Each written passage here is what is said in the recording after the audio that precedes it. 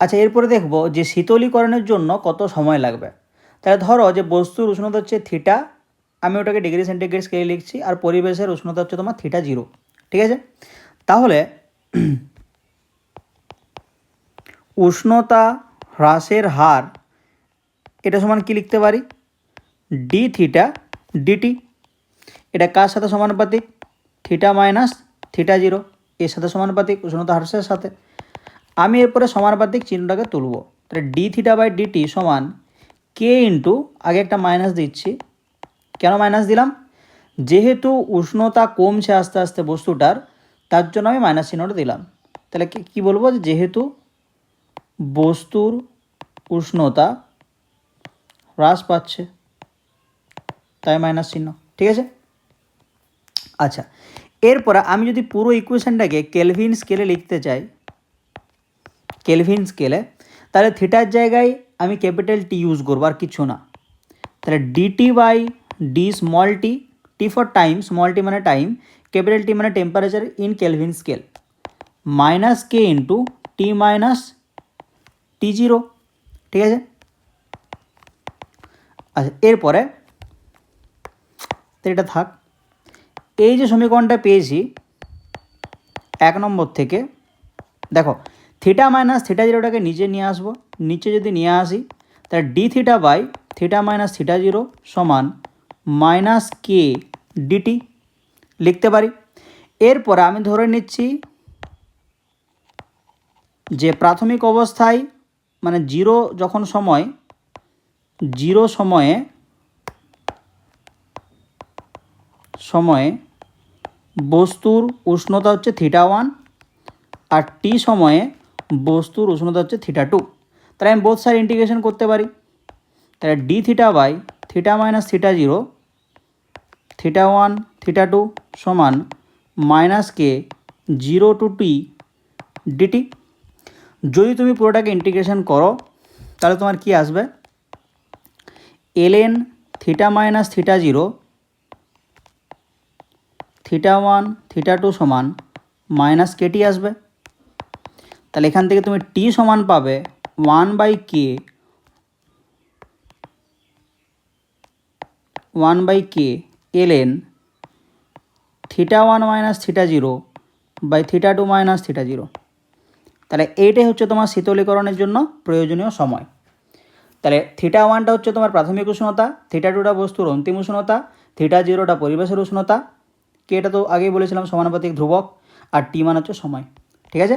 তাহলে এই ডেরিভেশন থেকে কিন্তু মাঝে মাঝে নিউমেরিক্যাল জিজ্ঞেস করে বা ডাইরেক্ট ডেরিভেশনটাও জিজ্ঞেস করে, ক্লিয়ার। আচ্ছা, এরপরে স্টিফেন বোলজম্যান সূত্র থেকে নিউটনের শীতলীকরণ সূত্রটা আমরা প্রমাণ করব, ঠিক আছে। আচ্ছা, তাহলে আমরা স্টিফেন থেকে কী পেয়েছিলাম, যে ই সমান sigma T to the power 4 minus T 0 to the power 4, এটা পেয়েছিলাম। তাহলে এই সমীকরণ থেকে আমরা এই নিউটনের শীতলীকরণ সূত্রে যাব।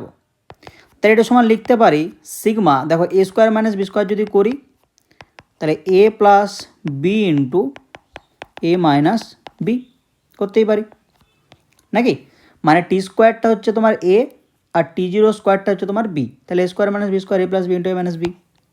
আচ্ছা, এরপরে এই যে টি স্কোয়ার মাইনাস টি 0 স্কোয়ার, এটাও তো এ প্লাস বি ইন্টু এ মাইনাস বি লেখা যাবে। তাহলে sigma into T square minus T 0 square টি প্লাস টি 0 ইন্টু টি মাইনাস টি 0, ঠিক আছে।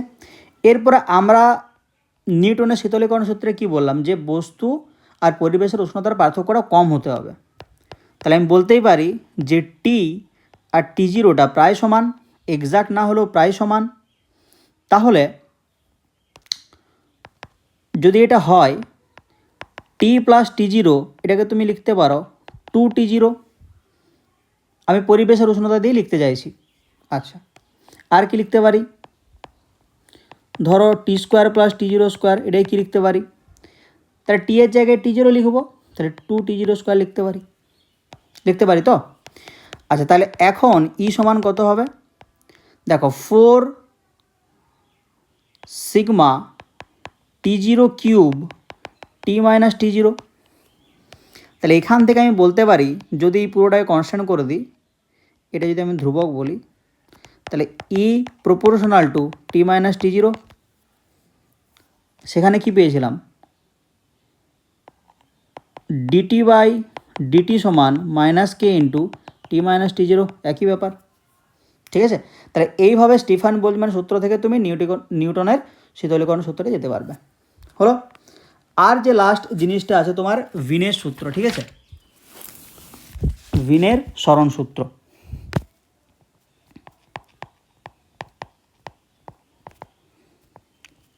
এই সূত্রটা কি বলছে দেখো, তাহলে তোমার কাছে যে কৃষ্ণ বস্তুটা আছে ওই কৃষ্ণ বস্তু যখন সর্বোচ্চ বিকিরণ করবে তখন ওই বিকিরণের তরঙ্গ দৈর্ঘ্য আর বস্তুটার পরম উষ্ণতা ওদের গুণফল হবে ধ্রুবক। কি বললাম, যে কৃষ্ণ বস্তুর সর্বোচ্চ বিকিরণের ক্ষেত্রে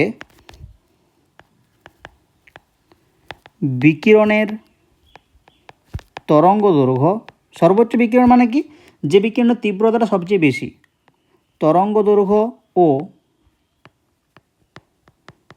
পরম উষ্ণতার গুণফলের মানটা ধ্রুবক থাকে। ঠিক আছে, তাহলে গাণিতিক রূপ তুমি কি লিখবে, যে ল্যামডা এম ইন্টু টি সমান বি, যেখানে বিটা হচ্ছে তোমার ধ্রুবক একটা, এম মানে ম্যাক্সিমাম, ল্যামডা মানে তরঙ্গ দৈর্ঘ্য, টি মানে হচ্ছে তোমার পরম উষ্ণতা বা পরম তাপমাত্রা। ঠিক আছে, আচ্ছা এখানে একটা গ্রাফ আছে। কীরকম গ্রাফ, ধরো তুমি এনার্জির সাথে তরঙ্গ দৈর্ঘ্যের একটা গ্রাফ করতে চাইছো। ঠিক আছে, তাহলে গ্রাফটাও মাঝে মাঝে জিজ্ঞেস করে। হ্যাঁ,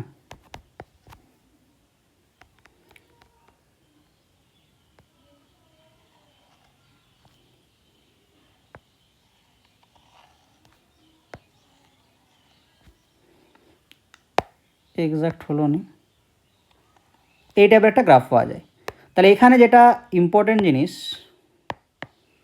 এই পিক পয়েন্টটা। ঠিক আছে, পিক পয়েন্ট থেকে এখানে একটা তুমি লম্ব টানবে, একদম যে পিক পয়েন্টটা আছে। ঠিক আছে, আচ্ছা তাহলে এটা বলছি তোমার এনার্জি, এদিকটা হচ্ছে তোমার ল্যামডা।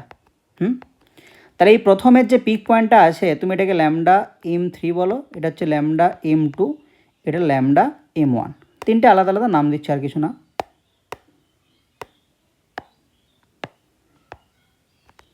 Lambda M one.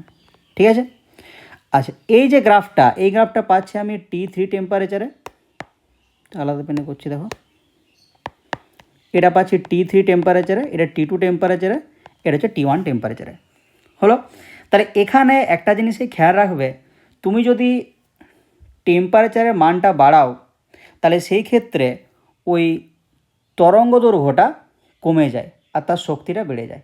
ঠিক আছে, তাহলে এখানে টি থ্রিটা সবচেয়ে বেশি, তারপর টি টু, তারপর টি ওয়ান। তার টেম্পারেচার যদি বেশি হয় তার তরঙ্গ দৈর্ঘ্যটা কী হবে, অটোমেটিক্যালি কম হবে। মানে এখানে ল্যামডা এম ওয়ানটা সবচেয়ে বেশি, তারপর ল্যামডা এম টু, তারপর ল্যামডা এম থ্রি। ঠিক আছে, আর তার শক্তিটা অটোমেটিক্যালি বেশি হয়ে যাবে। এ দেখো শক্তিটা একটা আলাদা কালিয়ে দেখিয়ে দিচ্ছি। তাহলে এই শক্তিটা এখানে আছে, মানে এই শক্তি সবচেয়ে বেশি। তাহলে যার টেম্পারেচার বেশি অবভিয়াসলি তার শক্তি বেশি হবে, আর শক্তি বেশি মানেই তার তরঙ্গ দৈর্ঘ্যটা কম। আমরা জানি যে ই সমান এম সি স্কোয়ার বা equals to lambda by C, equals to lambda by C.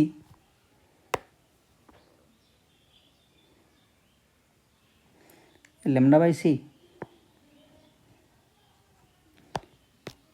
E সমান এইচ নিউ, নাকি ই সমান এইচ নিউ, তাহলে ই সমান H into C by lambda, এটা পারফেক্ট।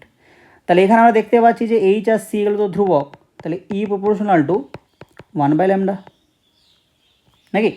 তাহলে এনার্জি যত বেশি হবে তার ল্যামডা অবভিয়াসলি কম। তাহলে কোনো বস্তুর তাপমাত্রা বেশি মানে তার শক্তি বেশি, এটা আমরা জানি। তাহলে শক্তি যদি বেশি হয়ে যায় ল্যামডাটা কম হয়ে যাবে। তাহলে এই গ্রাফটাও কিন্তু ইম্পর্ট্যান্ট। ঠিক আছে, তাহলে এই দুটো ছোট্ট টপিক একটু লিখে নেবে। ওকে, থ্যাংক ইউ।